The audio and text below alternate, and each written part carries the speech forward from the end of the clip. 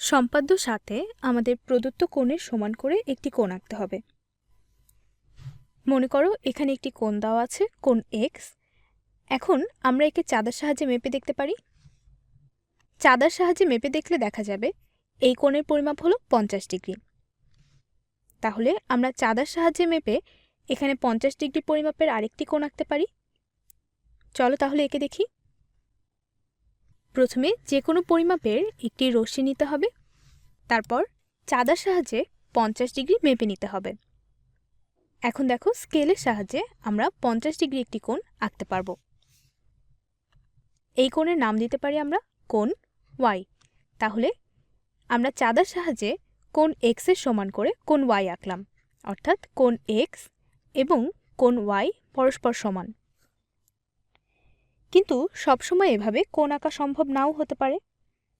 আবার মনে করো কোণের পরিমাপ যদি পূর্ণ সংখ্যা না হয়, সেক্ষেত্রে চাঁদার সাহায্যে একদম সঠিক মাপে কোণ আঁকা কিন্তু বেশ কঠিন হবে। তাহলে দুটি কোণ কিভাবে সমান করে আঁকা যায়? দুটি কোণ পুরোপুরিভাবে সমান করে আঁকা যায় কম্পাস ব্যবহার করে আঁকলে। এই সম্পাদ্যতে আমরা মূলত সেটাই শিখব। চলো তাহলে দেখি কম্পাস ব্যবহার করে কিভাবে একটি কোণের সমান করে অন্য আরেকটি কোণ আঁকা যায়।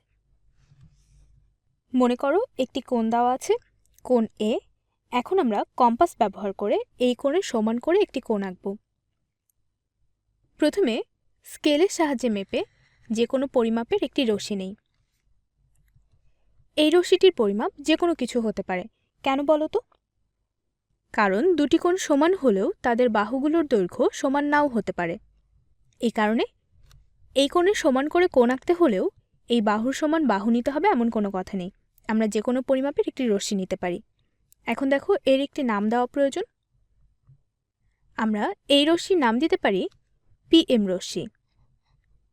তো এখন আগে আমাদের কোণ এ কে পরিমাপ করতে হবে। তবে আমরা কোণ এ কে চাঁদার সাহায্যে পরিমাপ করব না, আমরা কোণ এ কে কম্পাসের সাহায্যে পরিমাপ করব।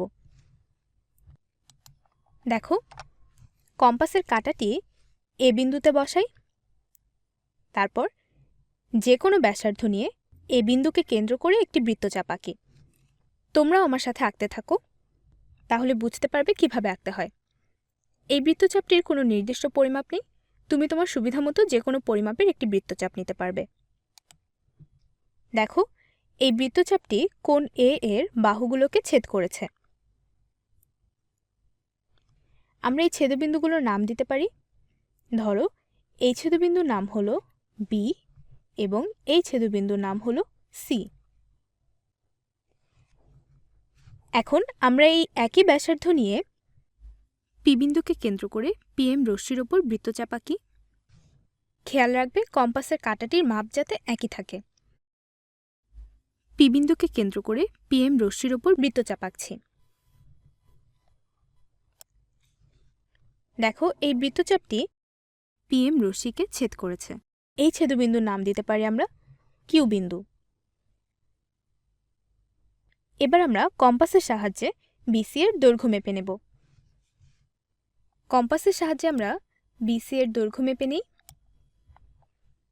কিউ বিন্দুকে কেন্দ্র করে বিসি এর সমান ব্যাসার্ধ নিয়ে এই বৃত্তচাপের উপরে এখন আরেকটি বৃত্তচাপ আঁকি। দেখো বৃত্তচাপ দুটি পরস্পরকে ছেদ করেছে। এই ছেদবিন্দুর নাম দিতে পারি আমরা আর বিন্দু। এবার পি আর যোগ করতে হবে। স্কেলের সাহায্যে আমরা পি আর যোগ করি। তাহলে দেখো আমরা এই কোণের সমান একটি কোণ পেয়েছি। অর্থাৎ এই কোণটি কোণ সি এ বি, কোণ সি এ বি সমান হলো কোণ আর পি কিউ। তাহলে এভাবে আমরা কোনো কোণের সমান করে কম্পাসের সাহায্যে আরেকটি কোণ আঁকতে পারি।